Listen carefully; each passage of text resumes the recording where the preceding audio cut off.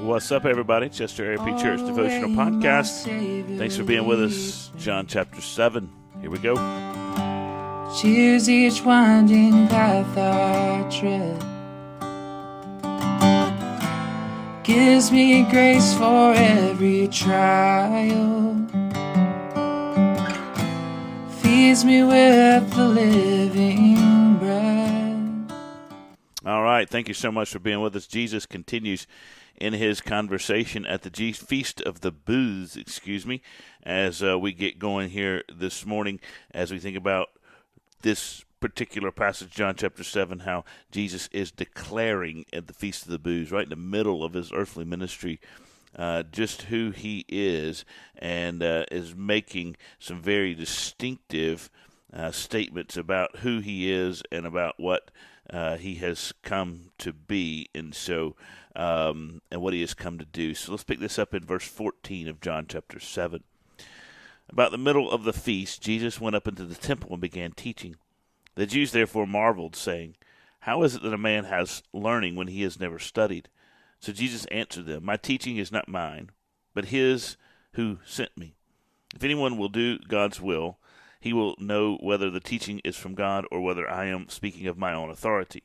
The one who speaks on his own authority seeks his own glory, but the one who seeks his glory, the glory of him who sent him, is true, and in him there is no falsehood. Has not Moses given you the law? Yet none of you keeps the law. Why do you seek to kill me?" And the crowd answered, "You have a demon. Who is seeking to kill you?" And Jesus answered them, "I did one work, and you all marveled at it. Moses gave you circumcision, not that it is from Moses, but from the fathers, and you circumcise a man on the Sabbath. If on the Sabbath a man receives circumcision, so that the law of Moses may not be broken, are you angry with me because on the Sabbath day I made a man's whole body well? Do not judge by appearances, but judge by right judgment." Jesus is having this interaction with this crowd, and he challenges them. He's masterful at challenging the crowds, but he challenges them and says, "Listen, you guys say that I'm breaking God's law. I'm blaspheming. You say that I've done something wrong because I healed on the Sabbath day. I healed a man on the Sabbath day. I made him whole." John chapter 5, he heals a guy on the Sabbath day. Is this a reference to that particular healing? Maybe. Maybe he's done it again.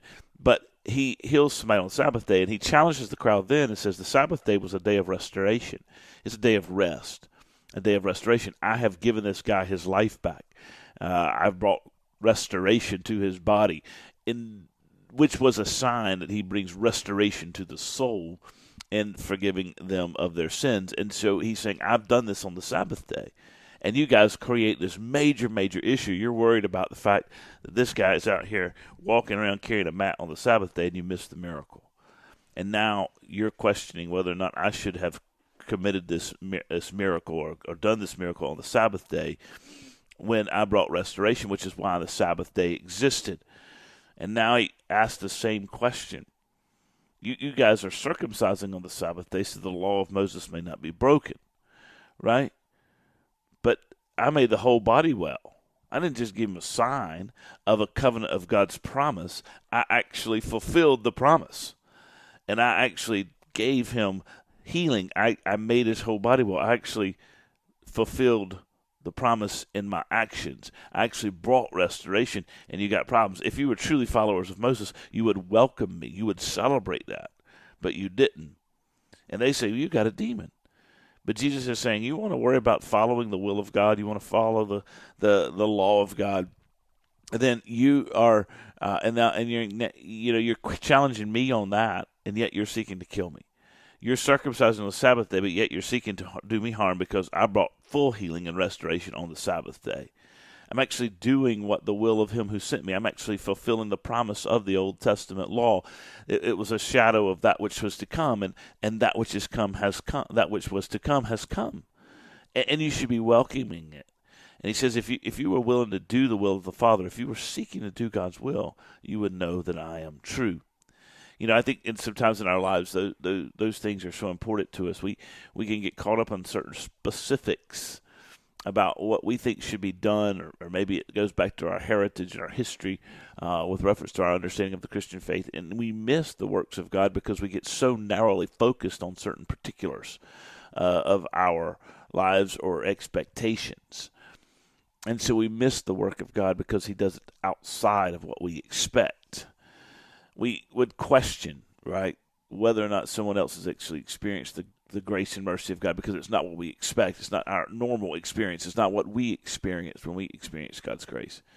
And I think that's an important point for us to be evaluating always what's really going on, and are we open to the idea of experiencing the grace and mercy of God, and are we seeing God's work around us? I think another lesson from this morning is that oftentimes we don't do the will of God, and therefore we don't have confirmation of who Jesus is. A lot of times doubts come into our lives, questions about his validity, questions about his reality, etc., come into our lives because we don't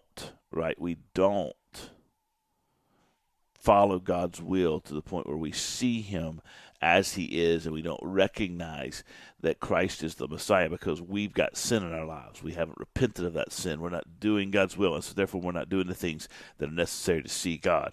And so maybe that's the issue. Maybe our issue is we're expecting certain things from God, and we're missing where he's at work. And maybe we're also, because we're so narrowly focused on certain aspects of the law that we have created in our minds, or our expressions of the faith in our minds, that we're actually seeking harm to the kingdom of God and to the advancement of the kingdom of God, because we're not open to the idea that God works in a variety of ways. Maybe we can look at it too and say, in this particular case, maybe we're not seeing God's work, maybe we're not experiencing God's work, we don't have confirmation of Jesus because we don't actually aren't actually doing his will, and so therefore we don't see him. You have a good day. Carry me close to your heart, and surely your goodness and mercy will find